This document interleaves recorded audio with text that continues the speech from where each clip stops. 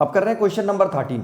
Question number 13 में लिखा हुआ है कि let a is equal to 7/12 and b is equal to 5/6 express both a and b in the form of k1/m and k2/m where k1 k2 and m are integers and k2 minus k1 greater than 6 using the same denominator m write exactly 5 distinct rational number laying between a and b keeping an integer denominator explain why the condition k2 minus k1 greater than n plus 1 is necessary to find n such rational number between the two rational number a and b using this method।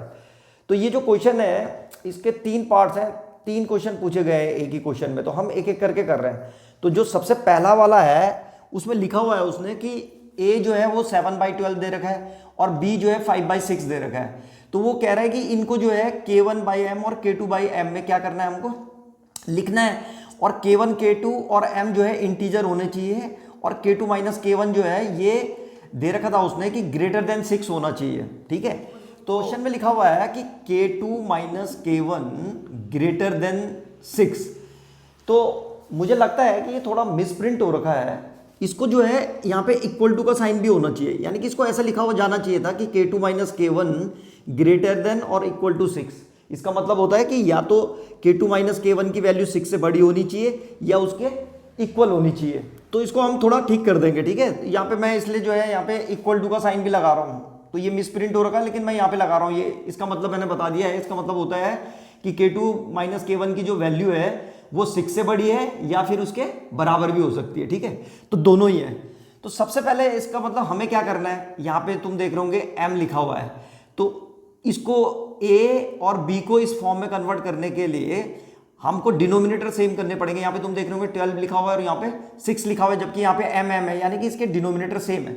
तो denominator same करने के लिए हम क्या करेंगे, सबसे पहले इनका एलसीएम ले लेते हैं। तो 12 और 6 का जो एलसीएम होता है 12 और 6 का जो एलसीएम वो कितना होता है, वो 12 भी होता है।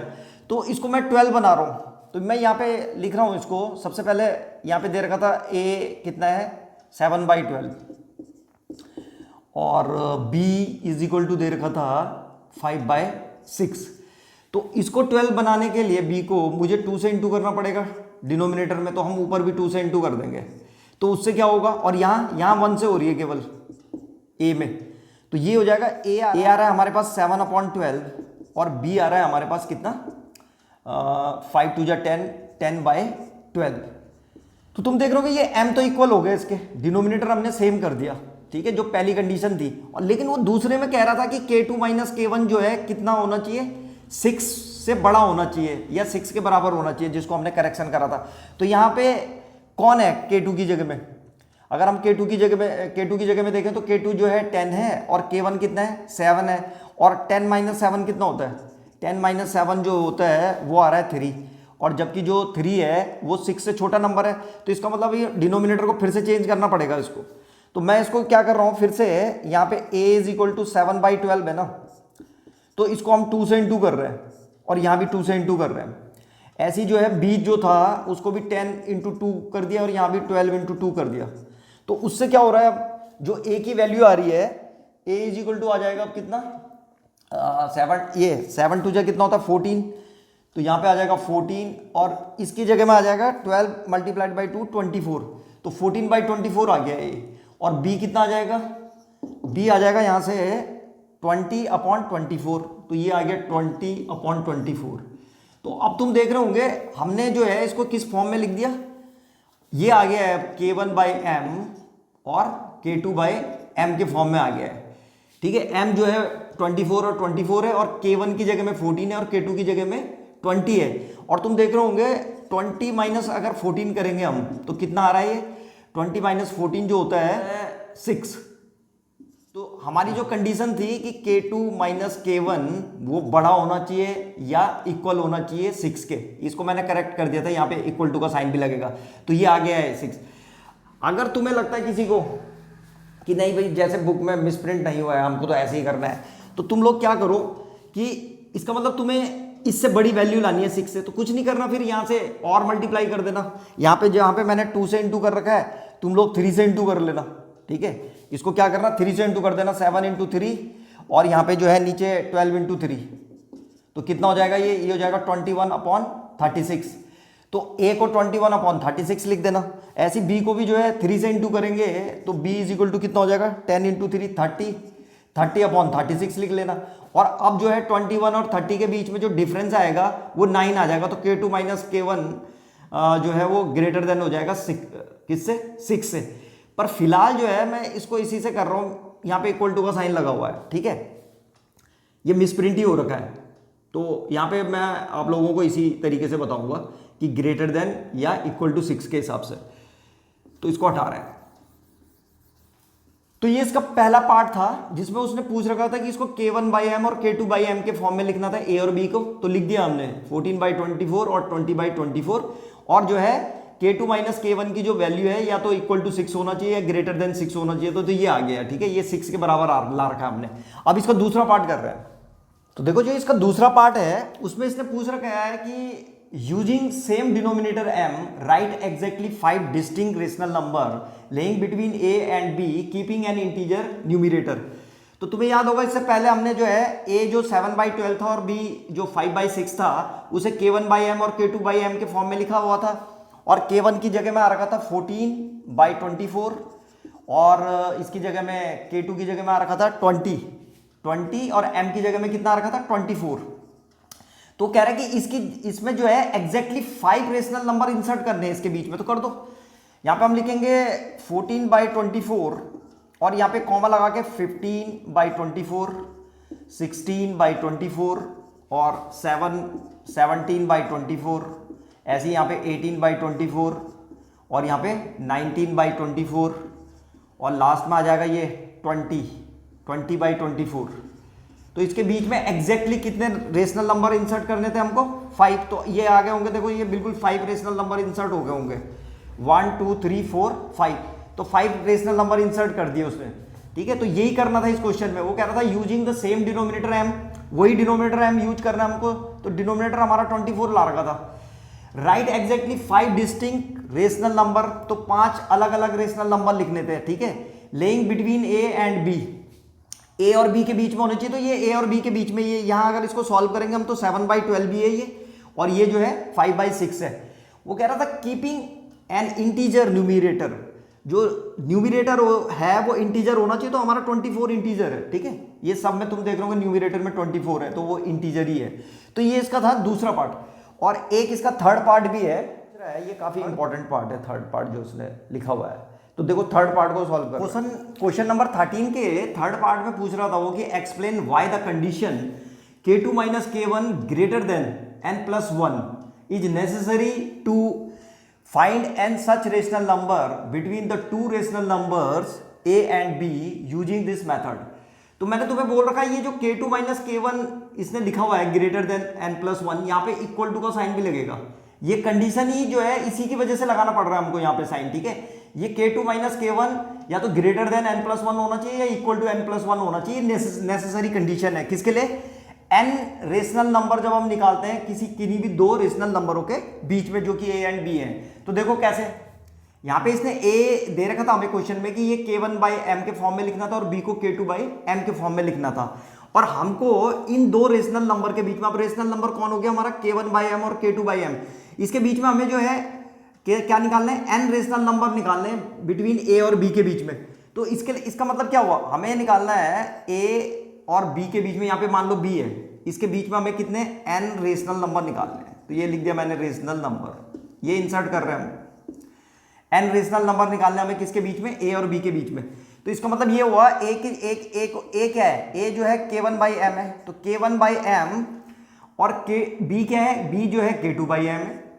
तो इनके बीच में हमें क्या करना है, n रेशनल नंबर निकालना है। तो यहाँ पे लिख देता हूं मैं फिर से n रेशनल नंबर। इसका मतलब यही हुआ कि हमें जो है k1/m और k2/m के बीच में n रेशनल नंबर निकालने हैं। तो n रेशनल नंबर्स। अब तुम्हें पता होगा ये n रेशनल नंबर हम तभी निकाल सकते हैं जब k1 और k2 ये दो इंटीजर है, k1 और k2, ठीक है, इनके बीच में n इंटीजर्स हम इंसर्ट कर सकें, ठीक है। तो ये इसका मतलब हमें क्या करना है, हमें k1 और k2 के बीच में कितने n इंटीजर्स इंसर्ट करने हैं। तो n इंटीजर्स होने चाहिए k1 और k2 के बीच में। तो यहां पे लिख देंगे n इंटीजर्स, इसका मतलब K1 और K2 के बीच में n इंटीजर्स हमको इंसर्ट करने हैं या n इंसर्ट डालने हैं हमको, तब जाकर के जो है हम n रेशनल नंबर जो है क्या कर सकते हैं, इंसर्ट कर सकते हैं। तो अब हमें K1 और K2 के बीच में कितने इंटीजर्स हम जो है इंसर्ट कर सकते हैं, इस बात का पता करना है। तो देखो जो नंबर ऑफ इंटीजर्स होंगे K2 और K1 के बीच में, K2 बड़ा है और K1 छोटा है, तो वो कितने होंगे, वो होंगे K2 माइनस K1। K2 में से K1 को माइनस करो और -1, ये होते हैं। अभी समझाता हूं ये कैसे आता है। देखो यहां पे लिख रहा हूं मैं statement, number of integers between K1 and K2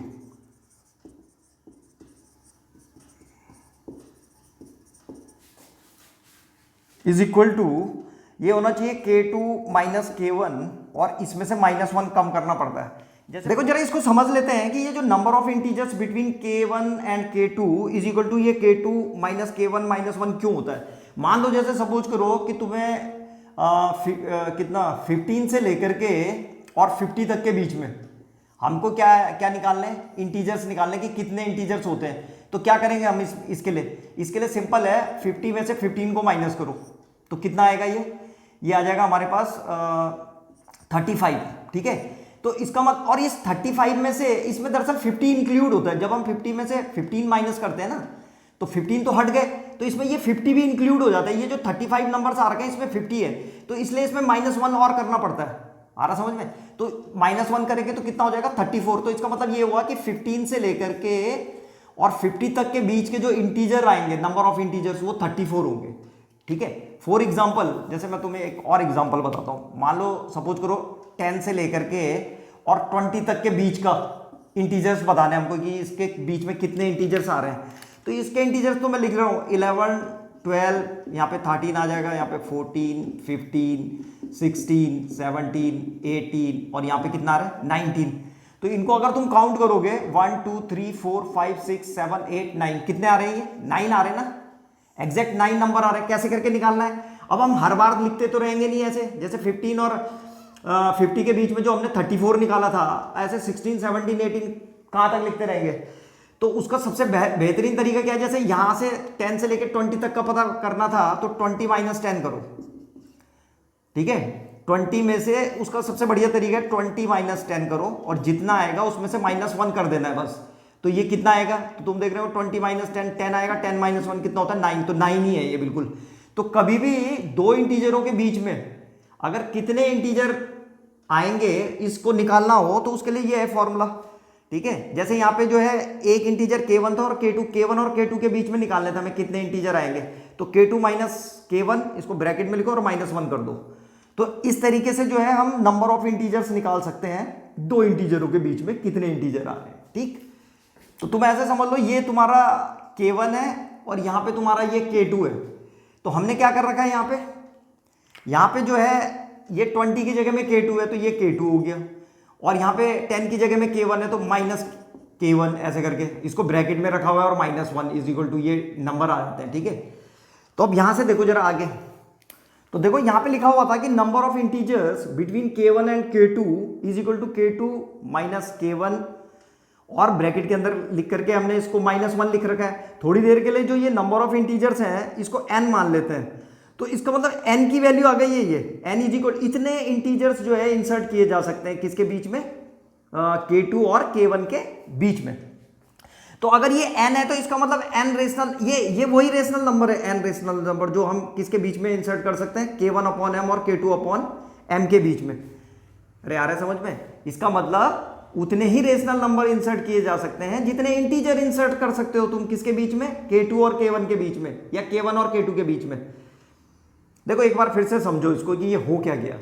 यहाँ पे हमने लिखा हुआ था कि K1 अपॉन m और K2 अपॉन m ये दो रेशनल नंबर थे, इसके बीच में हमें n रेशनल नंबर इंसर्ट करने थे, ठीक है, उस वाले मेथड से जो हमने यूज किया था इस क्वेश्चन में। तो ये अगर n रेशनल नंबर हमें इंसर्ट करने हैं तो K1 और K2 के बीच में n इंटीजर होने चाहिए, ठीक है। और हमने ये पता कर लगा लिया कि K1 और K2 के बीच में कितने इंटीजर होते हैं, वो ये आ गया। तो इसका मतलब ये हुआ कि n की वैल्यू, अगर तुम्हें इसमें इंटीजर इंसर्ट करने हैं तो इस n की वैल्यू या तो इसके इक्वल होनी चाहिए या फिर n की वैल्यू इससे कम होनी चाहिए, इससे ज्यादा नंबर हम इंसर्ट नहीं कर सकते। तो दो चीजें निकल गई हैं हमारे पास। क्या, पहला आया है हमारे पास कि n इज इक्वल टू कितना होना चाहिए, K2 माइनस K1 और -1, या तो n की वैल्यू इतनी होनी चाहिए या फिर n जो है छोटा होना चाहिए k2 माइनस k1 और -1 से। इतने ही नंबर इंसर्ट कर सकते हैं, या तो हम एग्जैक्ट n कर सकते हैं या उससे कम। आ रहा समझ में? जैसे अभी मैंने यहाँ पे 10 से लेकर के 20 तक के नंबर लिखे हुए थे, तो इसमें जो बीच में कितने नंबर इंसर्ट हो रहे थे 9, तो ये था n, तो या तो हम 9 नंबर इंसर्ट कर सकते हैं या उससे कम, जैसे 8 7 6। तो यही लिखा हुआ है यहाँ पे कि या तो n जो है इससे छोटा होना चाहिए या फिर n इसके इक्वल होना चाहिए। तो दो जो मेन रिजल्ट थे वो निकाल दिए हमने। इसको ये समझ लो, ये पहला है और ये दूसरा है, ये दो रिजल्ट आ गए हमारे पास। तो अब इन्हीं दो रिजल्ट से हम ये प्रूव करेंगे। वो कह रहा था कि explain why the condition k2 minus k1 greater than और equal to n+1 is necessary to find the n such rational number between the two rational number a and b using this method. ठीक है, अब इससे निकाल सकते हैं हम आराम से। देखो कैसे, यहां तक समझ में आ गया होगा ना तुम्हारे, तो बस अब आराम से निकल जाएगा। ये दो, इसको मैं मिटा रहा हूं और इन दो से हम जो है इसको प्रूव करेंगे। अब ये जो पहली वाली इक्वेशन है ना, इस वाले को हम ऐसे भी लिख सकते हैं k2 माइनस k1 और -1 इज इक्वल टू n। भाई अगर n जो है इसके इक्वल है तो इसका मतलब ये भी n के इक्वल है, तो ऐसे लिख दिया और इसको जो है उधर भेज दो, तो ये आ जाएगा k2 माइनस k1 और इज इक्वल टू कितना आ रहा है n+1। तो ये जो पहली इक्वेशन थी इसको हमने मॉडिफाई करके ऐसे बना दिया, ये बन गई है फर्स्ट। ठीक है, अब दूसरी वाली को देखो जरा। दूसरी वाली क्या है? दूसरी वाली है n, ऐसा था ये n लेस देन है किसके, k2 माइनस k1 और -1 के। तो इसको हम ऐसे भी लिख सकते हैं k2 माइनस k1 और -1 ये बड़ा होना चाहिए n से। देखो कैसे लिखेंगे इसको, ऐसे मान लो, इसको समझो कि ऐसे कैसे लिख दिया इसको। जैसे सपोज करो कि x लेस देन है y, जो है x छोटा है y से, तो इसका मतलब अगर y को इधर लिखना हो तो y जो है ग्रेटर देन हो जाएगा x से। अरे आ रहा है समझ में? ऐसे लिखा हुआ है यहाँ पे, ये देखो n छोटा है इससे, इस पूरे से, तो इसका मतलब ये पूरा जो है ये k2 माइनस k1 -1 बड़ा होना चाहिए किससे, n से। तो बस ऐसे लिख दिया, जैसे यहाँ पे लिखा हुआ है कि x लेस देन है y तो y ग्रेटर देन x होना चाहिए। या जैसे मैंने सपोज करो कि 2 लेस देन है 5 तो इसका मतलब 5 ग्रेटर देन है 2, ऐसे करके। तो बस सेम यही है, तो ये लिख दिया मैंने। तो ये -1 है, ये उधर चला जाएगा। इस जैसे यहाँ इसमें काम कर रही है, यहाँ पे इस -1 को हमने इधर भेजा था, ऐसे ही इस -1 को इस साइड भेजा जा सकता है। तो ये क्या बनेगा, k2 माइनस k1 ये आ गया ग्रेटर देन होना चाहिए किससे, n+1 से। तो ये हमारी दूसरी इक्वेशन आ गई। दो रिजल्ट आ गए हमारे पास, जो ये रिजल्ट थे इसको हमने इसमें कन्वर्ट कर दिया।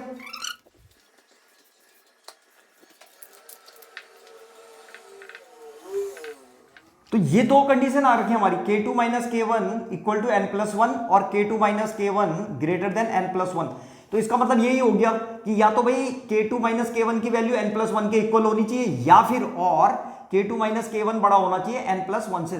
तो इन दोनों को हम एक साथ कैसे करके लिखेंगे, इन दोनों को एक साथ लिख देते हैं, k2 माइनस k1, ठीक है, ऐसे करके ग्रेटर देन और इक्वल टू दोनों के साइन लग जाते हैं ऐसे करके। इसका मतलब ही यही होता है कि या तो इक्वल होना चाहिए या ग्रेटर होना चाहिए किससे, n+1 से। तो ये नेसेसरी कंडीशन आ गई, हमने प्रूव कर दिया। यही वो बोल रहा था कि explain why the condition k2 minus k1 greater than और इक्वल टू n+1। इसीलिए मैं कह रहा था यहाँ पे इक्वल टू का साइन भी लगेगा।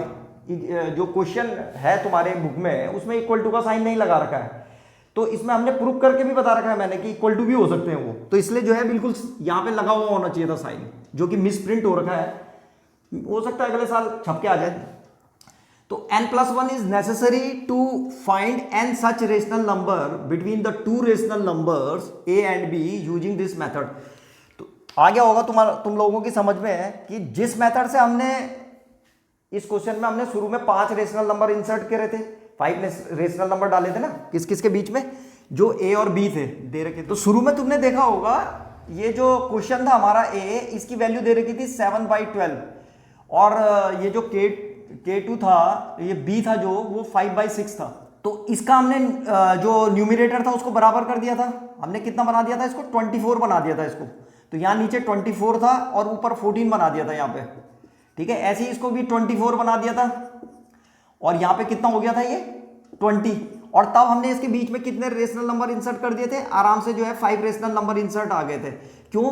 क्योंकि जो k2 माइनस k1 की जो वैल्यू थी हमको कितनी आ रही है वो 6 आ रही थी वो, भाई 20 में से 14 जाएगा तो कितना आएगा 6।